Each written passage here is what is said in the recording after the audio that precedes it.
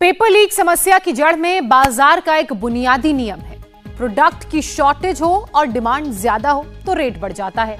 Product ज्यादा और मांग कम तो दाम घट जाता है। नौकरी की मांग ज्यादा है और सप्लाई कम, इसलिए देश में उसका भाव ज्यादा है। नेता नौकरी की इस महंगाई से वाकिफ हैं।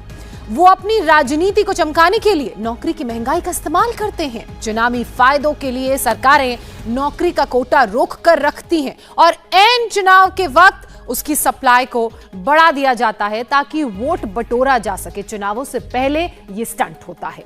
नौकरी जिसके पास होती है वो खास बन जाता है। पहाड़ी राज्य उत्तराखंड की बात करें तो यहां पर भी इसी चाल का शिकार लोग हो रहे हैं। नौकरी, युवा, पॉलिटिक्स और बेहतर कल की उम्मीद का कॉकटेल बहुत महंगा बिकता है। पेपर लीक का इकोनॉमिक्स अब आपको समझाते हैं।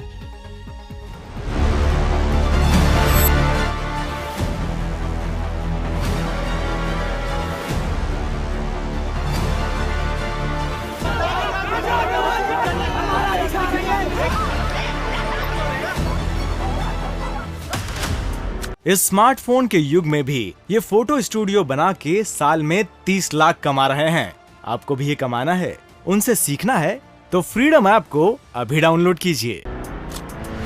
अपना भविष्य खुद बनाने की उम्मीद लेकर उत्तर प्रदेश से अलग हुआ था उत्तराखंड।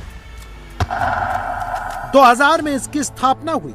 राज्य ने अपने लोगों को रोजगार देने के लिए सबसे पहले पटवारी की पोस्ट निकाली, लेकिन 2002-03 में पेपर लीक हो गया। 23 साल बाद भी उत्तराखंड में नौकरी की मांग वैसी की वैसी है।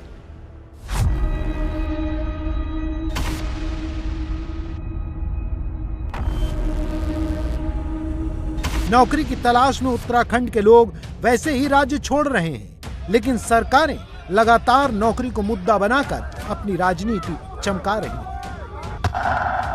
प्रदेश में फिर पटवारी परीक्षा का पेपर लीक हो गया है। इसके पीछे एक बड़े माफिया हाकम सिंह का नाम भी लिया जा रहा है। अब की बार पेपर लीक की जड़ें उत्तराखंड से बाहर अन्य राज्यों में हैं। जो हमने घटनास्थल जहाँ पर बिहारीगढ़ हो, चाहे वो सेठपुर लक्सर का हो, और साथ ही साथ टीम ने जो पूछताछ के बाद एक नया घटनास्थल जहाँ पर नकल की गई थी वो द्वारिका दिल्ली का भी पता किया। वो सेक्शन ऑफिसर जिसके अंडर ये काम दिया गया था वो अति गोपन विभाग में था, जहाँ पे सारे ही क्वेश्चन बैंक थे।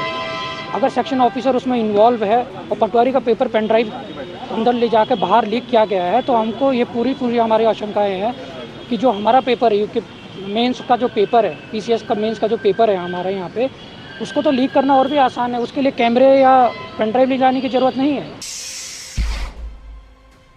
अब ये सामान्य घटना नहीं रहेगी। अब केवल हाकम सिंह का हाकम कौन तक ही सीमित नहीं। अब तो लगता है हाकम सिंह की जड़ें भी बहुत गहरी हैं। किसी के पास भी ऐसे कोई इंफॉर्मेशन हो, पक्की हो, ये नहीं है कि ऐसे फॉल्स एलिगेशन कंप्लेंट ना करें। आप किसी के पास भी सबूत ऐसे पक्की है तो बिल्कुल आप शेयर कर सकते हैं, एसआईटी और एसटीएफ या हमारा पुलिस, किसी मनसा पर यह सवाल उठता है कि आखिरकार आपने जो है एसआईटी को क्यों ये जांच सौंपी, जबकि एसटीएफ अपना काम बेहतर कर रही थी। और दूसरी चीज ये है कि यूके पीसीएस की जो पिछली वाली भर्तियां हैं, चाहे वो एई जेई की भर्ती हो, चाहे वो प्रवक्ता की भर्ती हो, इनको भी जो है निरस्त करके दोबारा से इसके एग्जाम हो। उत्तराखंड पुलिस कांस्टेबल का भी दोबारा से इनको कराना चाहिए, क्योंकि उसमें वो भी संदेह के घेरे में है। पटवारी परीक्षा की भी एकदम निष्पक्षता से जांच होनी चाहिए। गैंग बन गए हैं जो ये काम कराते हैं, उनके सदस्यों को उम्र कैद की सजा प्रस्तावित की जाएगी। और जो इससे अपनी इस स्मार्टफोन के युग में भी ये फोटो स्टूडियो बना के साल में 30 लाख कमा रहे हैं। आपको भी ये कमाना है, उनसे सीखना है तो फ्रीडम ऐप को अभी डाउनलोड कीजिए। आमदनी करते हैं, जहाँ परिसंपत्ति अर्जित करते हैं, वो सभी प्रॉपर्टी कुर्क की जाएगी शासन द्वारा। यहाँ के लड़के लड़कियों की हक तलबी का भी प्रयास हो रहा है। जितनी भी प्रदेश के अंदर नियुक्तियां होनी है उसको मुख्यमंत्री कार्यालय मेरे स्तर से और हमारे सभी अधिकारियों के स्तर से उसकी लगातार मॉनिटरिंग की जाएगी।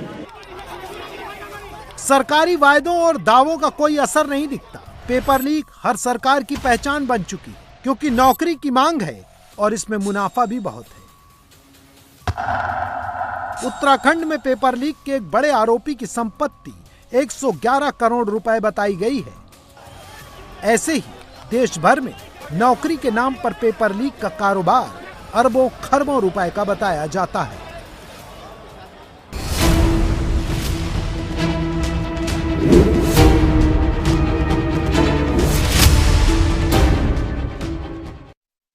इंडिया टीवी हर वक्त हर जगह डाउनलोड करने के लिए सर्च करें India TV news Google play store या ऐप स्टोर पर।